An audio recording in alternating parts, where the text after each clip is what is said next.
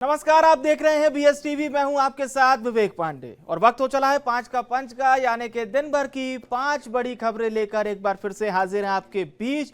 तो चलिए जानते हैं कौन सी हैं वो 5 बड़ी खबरें इस वक्त आपके स्क्रीन पर। शुरुआत होगी यूनियन कार्बाइड के कचरे पर। किस तरह से पहले सियासी बवाल होता है, लेकिन अब विरोध भी देखा जा रहा है। इस विरोध की तस्वीरें आप देख सकते हैं। ये तस्वीरें बताने के लिए पर्याप्त हैं कि विरोध किस तरह से हो रहा है। हालांकि सरकार ने आश्वस्त किया है कि कृपया करके किसी भी तरह के भड़काऊ बातों पर ध्यान न दें और विचार करें। इस बात पर विचार करें कि वैज्ञानिक पद्धति से ही कचरे का निष्पादन किया जाएगा। इसका पूरा प्रोसेस है और देख रेख में प्रोसेस होगा। यह पूरी प्रक्रिया लिखित होगी। लेकिन फिर भी जिस प्रकार से सोशल मीडिया पर भी लोगों को भड़काया जा रहा है, इसे लेकर आप देख सकते हैं। ये जो तस्वीर है पीथमपुर की है, जहां पर बड़ी संख्या में लोग यूनियन कार्बाइड के कचरे के निष्पादन प्रक्रिया का विरोध कर रहे थे। और यहां पर तस्वीरों में आपको दिख रहा होगा मौजूद 2 युवक हैं। ये पहले अपने ऊपर पेट्रोल फेंकते हैं, इसके बाद कोई युवक माचिस से आग लगा देता है और उसके बाद का हश्र आप देख सकते हैं। फिलहाल इन दोनों युवकों का अस्पताल में इलाज जारी है। मध्य प्रदेश भारतीय जनता पार्टी में इस वक्त कवायद चल रही है जिला अध्यक्षों को चुनने की। 60 जिला अध्यक्षों को चुनने की कवायद, माथापच्ची मंथन लगातार जारी है। और अब जो ताजा जानकारी निकलकर सामने आ रही है वो ये है कि मेरिट से जिला अध्यक्ष रिपीट हो जाएंगे। ये मेरिट दरअसल इस तरह की होगी कि जिला अध्यक्षों का वर्तमान कार्यकाल कैसा रहा, उनके कार्यों से संगठन को कितनी मजबूती मिली, भारतीय जनता पार्टी को कितना ज्यादा मजबूत ये जिला अध्यक्ष कर पाए। इसके साथ ही साथ जो पैनल के नाम भेजे गए हैं उसमें एक महिला का नाम भी शामिल है। यानी कि इस बार आपको मध्य प्रदेश के 60 बीजेपी जिला अध्यक्षों में महिला चेहरे भी दिखाई दे सकते हैं। इसके साथ ही साथ आपको बता दें, जो नाम है वो दिल्ली से फाइनल होंगे। और आपको एक बड़ी जानकारी भी देने जा रहे हैं। आप मध्य प्रदेश में रहते हैं, मध्य प्रदेश की बिजली का उपयोग करते हैं, तो यह जानकारी, ये खबर आपके लिए है। आपको मार्च 2025 से बिजली के बिल में एक्स्ट्रा टैरिफ देना पड़ सकता है। मध्य प्रदेश की जो 3 बिजली कंपनी हैं, उन्होंने एक प्रारूप तैयार किया है और उसे विद्युत नियामक आयोग को भेजा है। अब आयोग इस पर क्या फैसला लेगा, ये देखना दिलचस्प होगा। छत्तीसगढ़ से बड़ी खबर है। कवासी लखमा से पूछताछ हो रही है, उनके बेटे से पूछताछ हो रही है, उनके तत्कालीन ओएसडी से पूछताछ हो रही है। लेकिन आज जब लखमा पूछताछ के लिए जा रहे थे तो उससे पहले कुछ भावनात्मक बातें उन्होंने कही। कुछ वैसी ही बातें उन्होंने तकरीबन 4 से 5 दिन पहले मीडिया के कैमरे पर कही थी। बातें कुछ ऐसी थी कि मैं एक अनपढ़ आदमी हूं, मैं आदिवासी हूं, मैं सीधा साधा हूं, मैं अपने क्षेत्र के विकास की राजनीति करता हूं। यह बात किसी को रास नहीं आ रही है। कवासी लखमा और उनके बेटे हरीश लखमा से तकरीबन 6 घंटे से पूछताछ जारी है। ईडी के अधिकारी कवासी लखमा से सवाल जवाब कर रहे हैं। कई अन्य लोगों के नाम सामने आने की भी आशंका है। छत्तीसगढ़ भारतीय जनता पार्टी में भी इस वक्त जिला अध्यक्षों पर माथापच्ची है। अब ताजा जानकारी यह मिल रही है कि 10 तारीख को छत्तीसगढ़ के सभी 36 जिला अध्यक्षों के नाम सामने आ जाएंगे। जानकारी यह भी मिल रही है कि सभी जिलों में नए जिला अध्यक्ष आएंगे। हालांकि ये नाम दिल्ली से फाइनल होंगे। तो ये है 5 बजे की 5 बड़ी खबरें।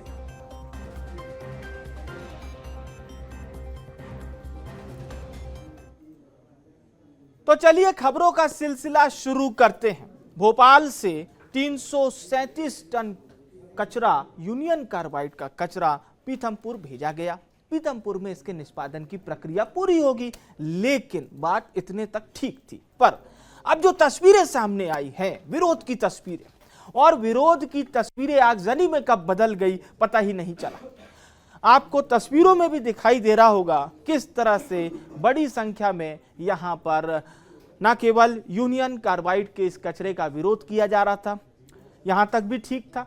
इसके बाद ये जो दो युवक आपको तस्वीरों में नजर आ रहे हैं, ये अपने ऊपर पेट्रोल छिड़क लेते हैं और इसके बाद कोई व्यक्ति आग लगा देता है। अफरा तफरी की स्थिति हो जाती है।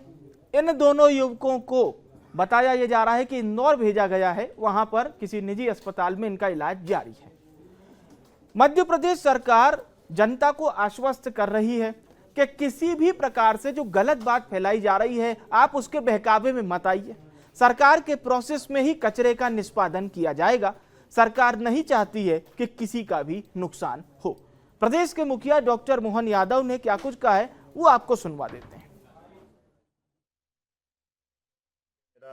विनम्रता से निवेदन है कि हमारे अपने राज्य के अंदर किसी भी प्रकार से किसी नागरिक के जीवन में कोई कष्ट आए, सरकार ऐसा कभी नहीं चाहेगी। लेकिन सुप्रीम कोर्ट, हाई कोर्ट और उनके माध्यम से यूनियन कार्बाइड के कचरे का निस्तारण करने के लिए जो जगह बताई गई है, वो एक अपने आप में फैक्ट्री भी है और जो हमेशा इस प्रकार के निष्पादन के लिए वो योग्य स्थान सुप्रीम कोर्ट के द्वारा बताया गया है। तो मैं आपसे अपील करना चाहूंगा कि जो कोई भी हमारे समाज के अंदर इसकी गलतफहमी फैलाता, उससे बचाने की जरूरत भी है।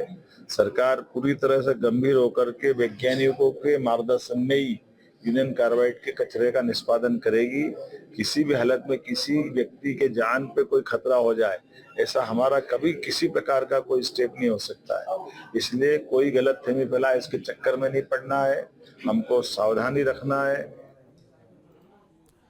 तो आपने सुना, मुख्यमंत्री डॉक्टर मोहन यादव साफ तौर पर कह रहे हैं कि किसी भी प्रकार के बहकावे में मत आइए, सरकार किसी का अहित नहीं चाहती है। भोपाल से हमारे सहयोगी मनोज राठौर हमें ज्वाइन कर रहे हैं। मनोज जी, सीएम तो साफ तौर पर कह रहे हैं इस बात को, लेकिन ये जो विरोध की तस्वीरें सामने आई है वो काफी कुछ बयां करती हैं कि पीथमपुर के जो लोग हैं वो एक्सेप्ट नहीं कर रहे हैं इस कचरे को। जी बिल्कुल, पीथमपुर की जनता के साथ इस समय विपक्ष खड़ा हुआ। यही कारण है कि विपक्ष लगातार वहां पर धरना प्रदर्शन कर रहा है। जीतू पटवारी खुद वहां पर पहुंचे थे। इसके अलावा स्थानीय नेता लगातार वहां पर जनता के साथ विरोध कर रहे हैं कि इस कचरे के निष्पादन से पीथमपुर ही नहीं बल्कि इंदौर के पर्यावरण को नुकसान होगा और इससे सीधे तौर पर जनता को नुकसान होने वाला है। हालांकि सरकार की तरफ से लगातार जो गाइडलाइन थी कोर्ट की, उसके अनुसार जो है इसके निष्पादन का काम लगातार किया जा रहा है। यानी अभी जो कचरा भोपाल से शिफ्ट किया गया यूनियन कार्बाइड फैक्ट्री से, उसे शिफ्ट करने का काम किया गया, यानी उसे अभी पीथमपुर में रखा गया। लेकिन जो गाइडलाइन है उसके अनुसार जो है कचरे के निष्पादन का काम जो है किया जा रहा है। लेकिन इस बीच में मध्य प्रदेश में भोपाल के यूनियन कार्बाइड के कचरे को लेकर सियासत तेज हो गई है। विपक्ष लगातार सरकार पे ये आरोप लगा रहा है कि जब इससे पहले जब 10 टन कचरा जलाया गया था, उससे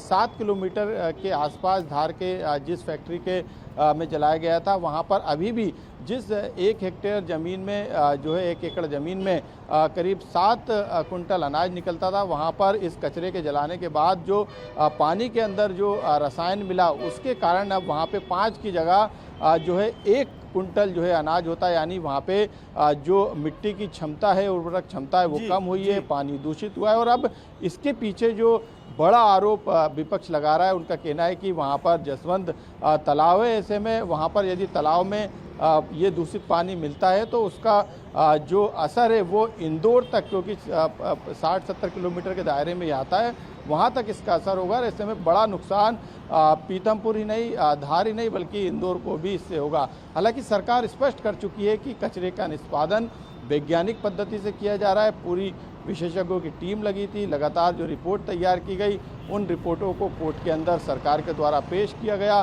केंद्र से लेकर राज्य सरकार की तमाम एजेंसियां इससे जुड़ी है, उन्होंने जांच की थी। इसके बावजूद भी यदि मनोज जी, एक जो अब बात आपने कही कि पूरी तरह से सरकार ने आश्वस्त किया है कि बाकायदा सीमेंट कंक्रीट का एक बेस लेयर बनाया जाएगा, उसके ऊपर निष्पादन होगा, लेकिन विपक्ष से बात कर रहा है साहब कि भूमिगत जल खराब हो जाएगा, खेती की जमीन खराब हो जाएगी, और जो दंश भोपाल में उस एरिया के लोगों को झेलना पड़ा था खराब पानी का, वो कहीं ना कहीं पीथमपुर के लोगों को झेलना ना पड़े। तो विपक्ष की ये अपनी दलील है।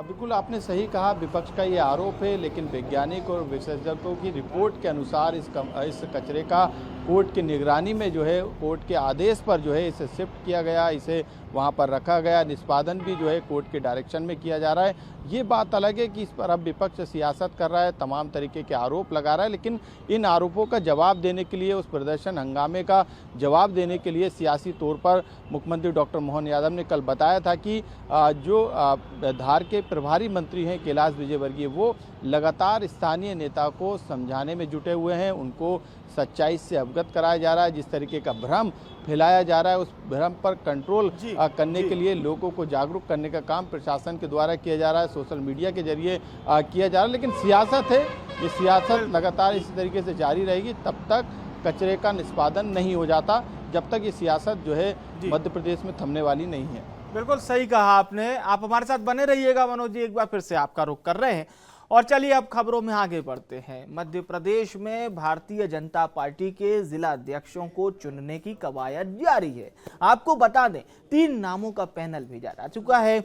इसमें एक महिला नाम शामिल भी है। इसके साथ ही साथ अनुसूचित जाति और अनुसूचित जनजाति के जो क्षेत्र हैं, वहां से बताया जा रहा है कि जनसंख्या के आधार पर ही प्रतिनिधित्व करने के लिए जिला अध्यक्ष को चुना जाएगा। यानी कि जिसकी जैसी जनसंख्या, वहां पर उस जाति के नेता को वेटेज मिलेगा, फायदा मिलेगा। अब ये कुछ नाम हैं, ये नाम रिपीट हो सकते हैं। जी हाँ, बताया ये जा रहा है कि कई तकरीबन दर्जन भर जिला अध्यक्षों को पार्टी फिर से रिपीट कर सकती है। और ये वही नाम जो इस वक्त आपके स्क्रीन पर फ्लैश हो रहे हैं। इसमें इंदौर ग्रामीण से चिंटू वर्मा का नाम है।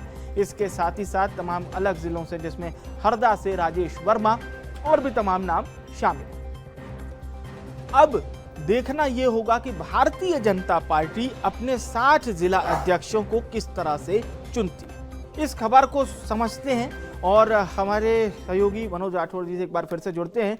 मनोज जी, एक कवायद तो है और भारतीय जनता पार्टी का कार्य करने का अपना तरीका भी है।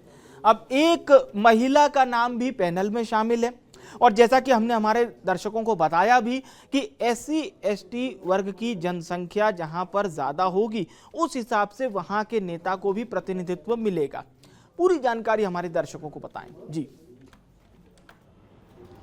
विवेक, क्योंकि बीजेपी संगठन जो है केडर बेस पार्टी का संगठन है, यानी हर स्तर पर जो है वो फिल्टर लगाने का काम किया जाता है। सबसे बड़ा फिल्टर जो है वो लगाया गया जिला समितियां बना के, यानी जिला चुनाव निर्वाचन कराने की जो टीम बनाई गई थी, जिसमें जिला निर्वाचन अधिकारी बनाए गए थे और 2 सहायक निर्वाचन अधिकारी बनाए गए थे।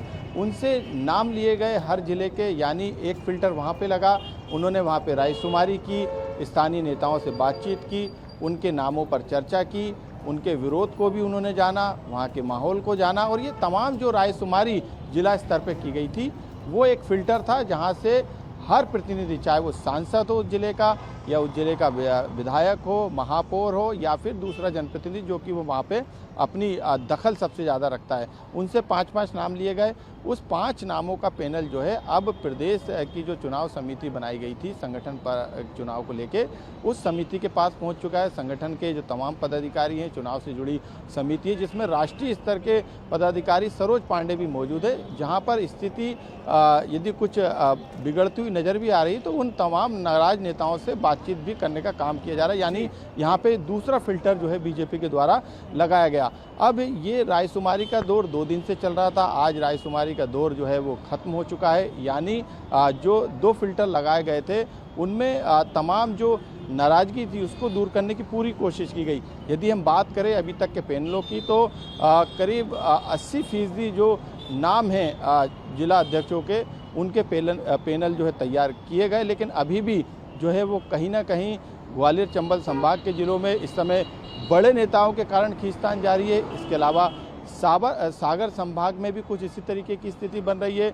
हाईकमान ने अपना क्राइटेरिया तय कर दिया है कि पैनल में एक महिला का नाम यदि वहां से आता है तो उसे ज़रूर शामिल किया जाए, क्योंकि संसद में इस तरीके का जो बिल है वो महिलाओं को लेकर पार्टी ला चुकी है। तो ऐसे में वो आरक्षण का भी ध्यान रखना है, ST/SC वर्ग को मौका देना है, यदि वहाँ पे जनसंख्या उनकी है तो उनके प्रतिनिधित्व के तौर पे एक नाम वहाँ से भी रखना है।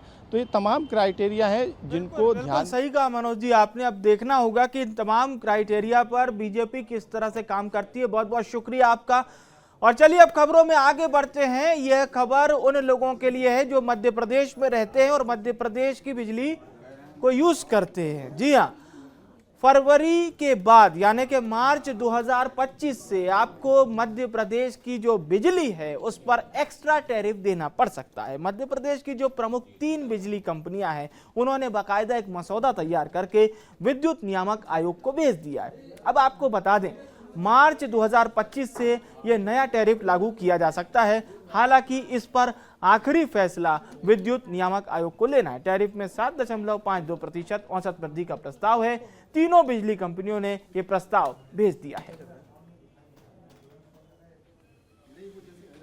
तो नया साल 2025 कहीं ना कहीं मध्य प्रदेश के तमाम बिजली उपभोक्ताओं के लिए बुरी खबर लेकर आया है। वजह यह है कि तमाम विद्युत कंपनियों ने तकरीबन 7.5% बिजली दरों में वृद्धि की मांग के साथ टैरिफ याचिकाएं नियामक आयोग में दायर कर दी गई हैं। क्या कुछ ये टैरिफ याचिका कहते हैं, हमारे साथ विद्युत मामलों के जानकार जो अग्रवाल साहब हैं वो मौजूद हैं। सर, लाजमी है टैरिफ याचिकाएं पेश कर दी गई हैं, तकरीबन कई करोड़ों का घाटा दर्शाया गया है, 7.5% की वृद्धि। क्या कुछ ये टैरिफ याचिका कहती है? सर, टैरिफ याचिका के अनुसार वर्ष 2025-26 की आवश्यकता 58,000 करोड़ है और आय 54,000 करोड़ है। इस प्रकार लगभग 4100 करोड़ रुपए की घाटा बतलाकर 7.52% टैरिफ वृद्धि की मांग की गई है। यह पूर्णतः अनुचित है क्योंकि जो घाटा 4100 करोड़ रुपए बताया गया है उसमें 4344 करोड़ रुपए का घाटा वर्ष 23-24 का वसूलने की कवायद है, जो कि गलत है। 23-24 में शायद इलेक्शन था, इसलिए उस समय उन्होंने बढ़ाए नहीं थे टैरिफ, उसको अब 25-26 में बढ़ाना अनुचित है, वह उपभोक्ताओं के साथ अन्याय है। कब सुनवाई होनी है इन तमाम याचिकाओं पे? नियामक आयोग द्वारा जो विज्ञप्ति जारी की गई है उसके अनुसार 24 जनवरी 2025 तक सभी श्रेणी के उपभोक्ताओं से आपत्ति बुलाई गई है। इन आपत्तियों पर 11 फरवरी 2025 को इंदौर के उपभोक्ताओं हेतु सुनवाई होगी।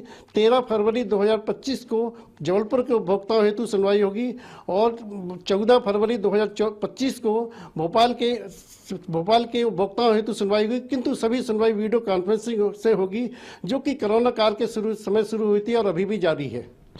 ठीक है, तो आपने समझा विस्तृत रूप से। बेहद तकनीकी पहलू होते हैं टैरिफ याचिकाओं के, लेकिन जो सबसे बड़ी समझने वाली बात तमाम बिजली उपभोक्ताओं के लिए, आम जनता के लिए, वो ये है कि 150 से 300 यूनिट खपत करने वाले बिजली उपभोक्ता जो कि मध्यम वर्गीय परिवार होते हैं और सबसे ज्यादा आबादी इन उपभोक्ताओं की पाई जाती है, उन्हें सबसे जो तगड़ा झटका है वो देने की तैयारी विद्युत कंपनियां कर रही हैं। देखना होगा नियामक आयोग इस घाटे को कितना समझ पाती है और क्या वाकई विद्युत कंपनियों के पक्ष में सुनवाई करती है या फिर उपभोक्ताओं का ध्यान रखते हुए इस बढ़ोतरी को नागवार करेगी। ये भविष्य जो है वो तय करेगा। कैमरापर्सन देव निष्कर्मा के साथ प्रतीक मोनवस्थी, BSTV, जबलपुर।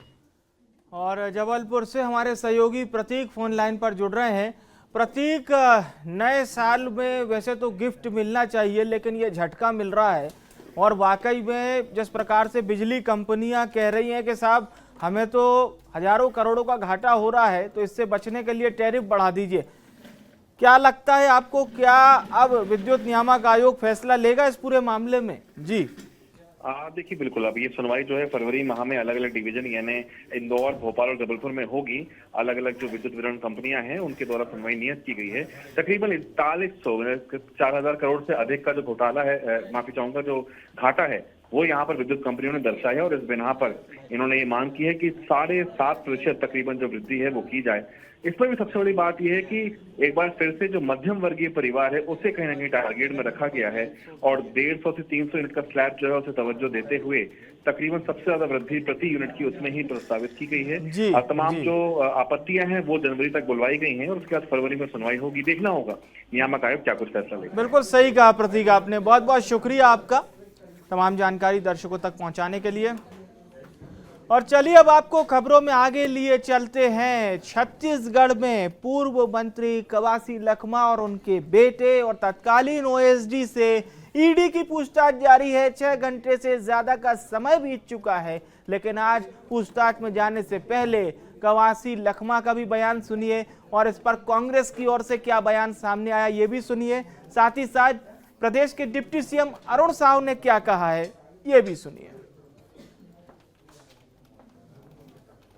आवाज विधानसभा में उठाया, इसलिए सरकार ने मेरे को जानबूझ के फंसाने का, परेशान करने का उद्देश्य से ये काम चल रहा है।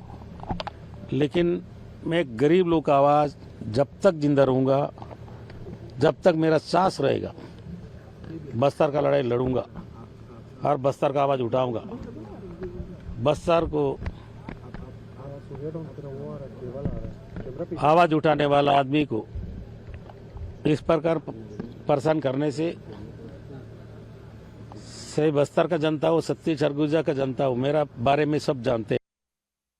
जो केंद्रीय जांच एजेंसियां हैं, जो भी स्थिति है, ईडी की जानकारी, जो जानकारी चाहिए, चाहे कोई छोटा आदमी हो, बड़ा आदमी हो, जांच एजेंसियों को जो जांच के तथ्य है वो स्पष्ट रूप से बताना चाहिए। इसमें भावनात्मक बातें करने से या किसी बात को कहने से विषय नहीं बनेगा। आपको ईडी ने पूछताछ के लिए बुलाया है, जिसे भी बुलाए, जांच एजेंसियां हैं, जांच में सहयोग करें। लखमा जी, आप निर्दोष हैं तो आप उस तरह की बात रखें। ईडी सभी बातों पर विचार करेगी और निश्चित रूप से ईडी को आपको सहयोग करना चाहिए। ईडी अगर चाहती तो कार्रवाई पहले भी कर सकती थी, लेकिन अब पंचायत का चुनाव है, नगर पालिका, नगर पंचायतों का चुनाव है, तो बस्तर में एक मजबूत कड़ी है हमारे आदरणीय लखमा जी, और उस मजबूत कड़ी को तोड़ने का प्रयास कर रहे हैं ताकि कांग्रेस पार्टी कमजोर हो बस्तर में, और प्रदेश में लोगों को दिखा कि कांग्रेस पार्टी के नेतागण को हम इस तरह से गिरफ्तार कर रहे हैं, तो ये गलत बात है। और लखमा जी जैसे ईमानदार आदमी और कहीं नहीं मिलेगा। एक आदिवासी है और सच्चा आदिवासी, निश्चित रूप से ईडी की जांच में वो पूरी तरह से खरे उतरेंगे और निरपराध घोषित होंगे। और चलिए सीधे रायपुर का रुख करते हैं। शिवम हमारे सहयोगी हमारे साथ लाइव जुड़ चुके हैं। जी शिवम, क्या कहेंगे? सियासी बातें तो बड़ी उतार चढ़ाव वाली है। कवासी लखमा कह रहे बहुत सीधा साधा आदमी हूं, केवल आदिवासियों के लिए राजनीति करता आया हूं। जी बिल्कुल, देखिए पिछली 28 तारीख दिसंबर की उस दिन से सियासत का एक नया मोड़ शराब घोटाले मामले में देखा गया है, और उसी दिन से जब ईडी ने 7 से ज़्यादा ठिकानों में कवासी लखमा की रेड की थी, उसके बाद से सियासी हलचल जो है इस विषय पर आ गई कि कवासी लखमा क्या शराब घोटाले मामले में शामिल हैं। आज का दिन है जब सुबह 11 बजे से लेकर के अभी तक 6 घंटे से ज़्यादा हो चुके हैं और लगातार पूछताछ ईडी के अधिकारी कवासी लखमा, उनके बेटे हरीश कवासी और ओएसडी से कर रहे हैं। मैं इस वक्त दफ्तर के बाहर ही खड़ा हूं, और ये वो दफ्तर है जहां पर आज सुबह से कवासी लखमा मौजूद हैं। और यहां मौजूद होने का कारण ये भी बताया जा रहा है कि 2 दिन पहले जो ईडी ने ऑफिशियल ट्वीट किया था, जो स्टेटमेंट जो दिया था, एक ऑफिशियल जो स्टेटमेंट माना जा रहा है कि कवासी लखमा के ठिकानों पर जब रेड पड़ी तो वहाँ पे से कुछ इलेक्ट्रॉनिक डिवाइसेस ऐसी मिली जिनमें कुछ ऐसे तथ्य थे जो लेन देन को दर्शाते थे, यानी कि शराब घोटाला मामले में जो अधिकारियों से बातचीत होती थी उनको भी दर्शाया गया है उस हार्ड ड्राइव में,